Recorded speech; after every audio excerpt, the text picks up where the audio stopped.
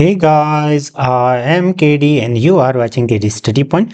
साथियों, आज हम इस वीडियो में उत्तराखंड डीएलएड करे हुए जो अभ्यर्थी थे जिन्होंने प्राइमरी भर्ती के लिए, शिक्षक भर्ती के लिए या उत्तराखंड बेसिक शिक्षा भर्ती के लिए अप्लाई किया था, उस संबंध में चर्चा करेंगे।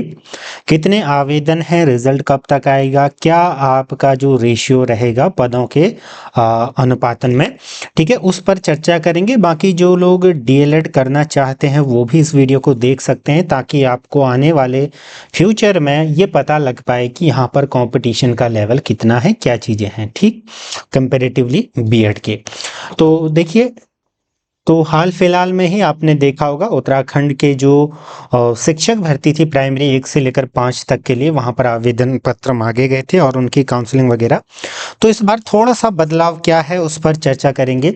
देखिए, इससे पूर्व क्या होता था कि जितने भी लोग हैं वो हर अलग अलग जनपदों में आवेदन करते थे और हर जनपद की जो काउंसलिंग होती थी वो अलग अलग तिथियों पर होती थी। तो इससे क्या होगा, जिसकी मेरिट यानी कि जिसका गुणांक अच्छा था उस गुणांक वाले अभ्यर्थी का चयन एक से अधिक यानी कि एक से अधिक जिलों में हो जाता था। और फिर क्या होता था कि एक जनपद में फिर वो सीट खाली रह जाएगी क्योंकि वो एक ही जगह तो अपनी नियुक्ति लेगा।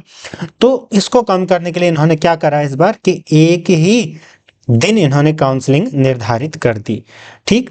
बाकी आप सभी लोग जानते ही हैं कि जो प्राइमरी शिक्षक भर्ती के लिए मेन आपका डीएलएड है और फिर यूटेट और सीटेट का पेपर 1 अच्छे अंकों के साथ आपने पास किया हो, ठीक। तो यहाँ पर देखिए क्या कहा गया है।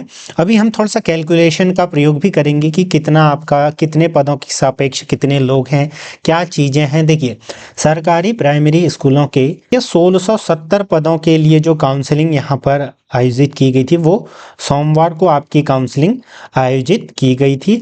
और यहाँ पर आप देख रहे थे, मैंने एक वीडियो भी इस संदर्भ में बनाई थी कि 61,000 जो है क्या अभ्यर्थियों ने, यहाँ पर 61,000 आवेदन आए थे, लेकिन जो अभ्यर्थी थे वो कुल कितने हैं, अप्रोक्सीमेटली 6,000 के करीब अभ्यर्थी हैं। यानी कि 6,000 लोगों ने ही क्या करा कि अलग अलग जनपदों में अप्लाई किया, क्योंकि फीस बहुत ही मिनिमल थी तो सभी ने क्या करा, अलग अलग जनपदों पर करा।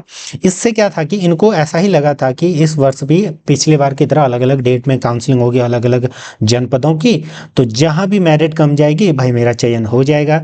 लेकिन एक गेम इन्होंने इस बार खेल लिया, जो भी यहाँ पर शिक्षा विभाग है उन्होंने, बेसिक शिक्षा विभाग ने करा ये कि जो काउंसलिंग है वो एक ही तिथि में कर दी। तो फिर आपका कोई मतलब नहीं रह गया। फिर आप एक ही चीज़ कर सकते हैं ना कि आपको फिर कैलकुलेट करना पड़ेगा कि भाई मुझे कहाँ से काउंसलिंग करवानी है। तो ये चीज़ यहाँ पर देखने को मिली थी। आवेदन के लिए देखिए 61,000 आवेदन आए थे, जिनमें से 6,000 लोग ही क्या थे, आवेदक 6,000 और आवेदन 61,000। तो अगर हम इन पदों के सापेक्ष देखें तो हम यहाँ पर क्लियरली देख सकते हैं। देखिए, 6,000 लोग हैं और पद कितने हैं, 1670 अप्रोक्सीमेटली मैं बता रहा हूँ, लगभग, ठीक है, लगभग मैं बात कर रहा हूँ। तो अगर इसको हम थोड़ा सा भाग दें तो ये हमारा निकल कर आएगा 16, ठीक है, तो 3.5 समथिंग, ठीक है, आगे गिन लीजिएगा। यानी कि 3.5-4 के करीब, यानी कि 4 पदों के लिए जो है एक पद के लिए 4 शिक्षक यहाँ पर हैं। तो कंपटीशन बहुत कम है फिलहाल भी, क्योंकि आप देख रहे होंगे कि अगर आपने डीएलएड में जो भी कोर्स आपने किया उसमें अगर आपने अच्छा डिप्लोमा में अच्छे अंक अर्जित किए हैं और साथ में आप यूटेट और सीटेट में भी अगर आपके अच्छे अंक हैं, प्राप्त अंक हैं, तो फिर आप यूटेट या फिर सीटेट, तो फिर आप इसमें चयनित हो जाओगे, यानी कि अंतिम रूप से आपका चयन हो जाएगा, ठीक। यहाँ पर पूरा यहाँ पर दिया गया है, जो चीज़ मैंने मुंह से वर्बली बताई वही चीज़ इसमें भी लिखी हुई है। डॉक्टर धन सिंह रावत, शिक्षा मंत्री। तो एक बेसिकली आप समझ चुके हैं कि क्या क्या चीज़ें हैं। अब देखिए, 6,000 लोगों ने आवेदन किया है और पद हैं 1670, तो सभी का सिलेक्शन तो नहीं होगा। 6,000 में से अगर हम 1600 भी घटा दें तो जितने भी बचेंगे, आप देखिए 1670 मान के चलते हैं अभी कि मान लीजिए सभी का चयन होगा, तब भी आप ये मान के चलिए कि 4,000 यानी कि 4200 लोग फिर भी बचेंगे। फिर इन 4200 लोगों प्लस अभी जो नए आएंगे 1000-2000 वो आएंगे, और अभी क्योंकि बाहरी राज्यों से डीएलएड बहुत कर रहे हैं तो वहाँ से भी लोग हैं, तो भविष्य में तो कंपटीशन बढ़ेगा। और इसमें ये है कि आपके जितने अंक आ गए फिर आप बाद में उतना चेंज नहीं कर पाओगे, बाद में फिर आप एक ही चीज़ में चेंज कर सकते हो, यूटेट या सीटेट का पहला पेपर में ही अंक अच्छे ला सकते हो। 60-40 के रेशियो में ये बनता है, मैंने आपको बताया था। बाकी देखिए आप चैनल से जुड़ सकते हैं, आप हमारे मेन ग्रुप से जुड़ सकते हैं जहाँ पर सारी अपडेट वगैरह दी जाती है। यहाँ पर देखिए सारी अपडेट्स जॉब की सारी चीज़ें देखने को मिलेंगी, तो इससे आप जुड़ सकते हैं।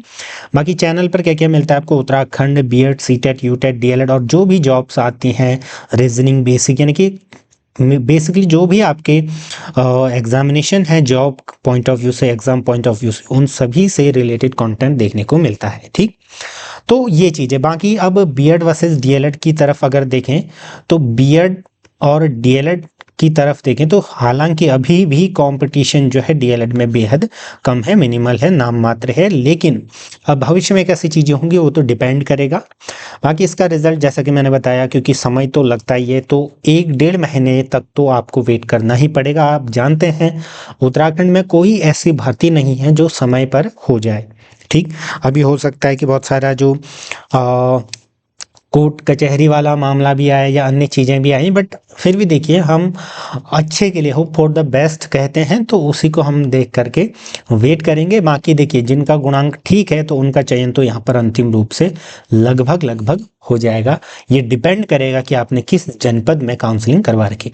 बाकी इस संबंध में अगर और अधिक वीडियो चाहिए तो आप कमेंट में बताइएगा कि किस टॉपिक पर या किस चीज़ पर, किस संदर्भ में हम वीडियो लेकर आए। बाकी जुड़े रहें, धन्यवाद।